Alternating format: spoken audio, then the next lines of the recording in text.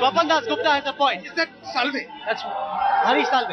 Yeah, but I think the problem is that it's almost akin to asking for a blank check.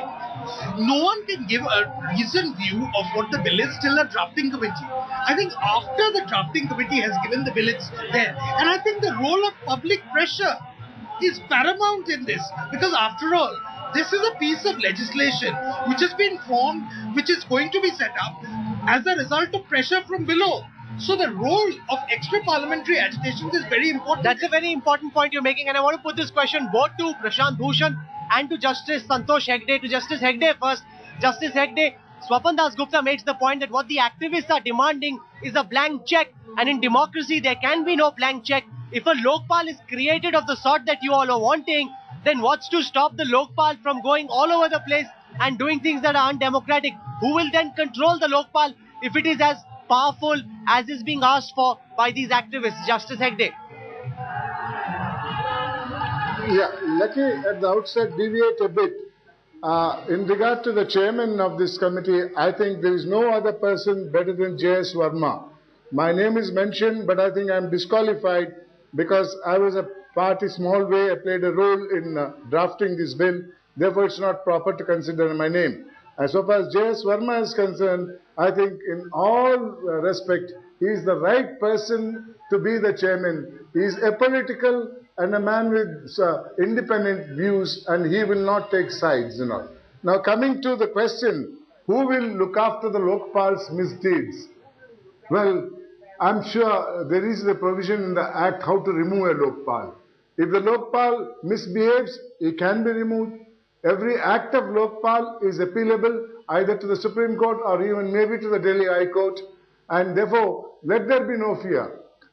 This excuse that who will look after the Lokpal is only a issue which is trying to deviate from the main issue that whether there should be a Lokpal or not. Who will look after the misdeeds of the President? Lokpal, who will look after the misdeeds of the Prime Minister? Is indeed of the sort that these activists are asking for. Well, there are three provisions in this bill which will more or less assure us that the Lokpal is not going to become a law unto itself and will not itself become corrupt. First is the broad-based and transparent method of selecting the Lokpal. You have a very broad-based committee and transparency at all levels in the whole process of selection of the Lokpal, and it's a multi-member body, 11-member body. Secondly, there is transparency in the functioning of the Lokpal. Whatever the Lokpal does will be transparently available and known to the people. And thirdly, the Lokpal will be accountable to the Supreme Court.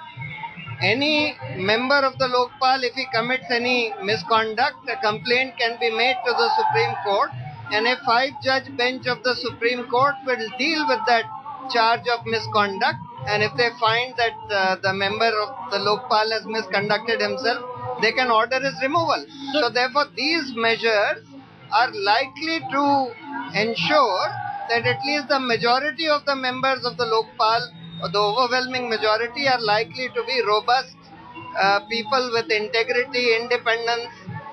So do people believe that the Lokpal can indeed be a solution to the corruption problem that faces India? So we have a telecom professional, we have a doctor, everyone has a view, but do you believe that it will be a solution if these measures that Prashant Bhushan spoke about? Well, I definitely see this as a moment where, everywhere we see the common man is coming on the street.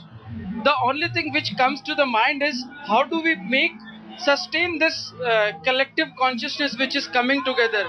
How do we see that, this collective movement goes toward a result where we see Lokpal in the new avatar coming over, which has not come for the last 42 years.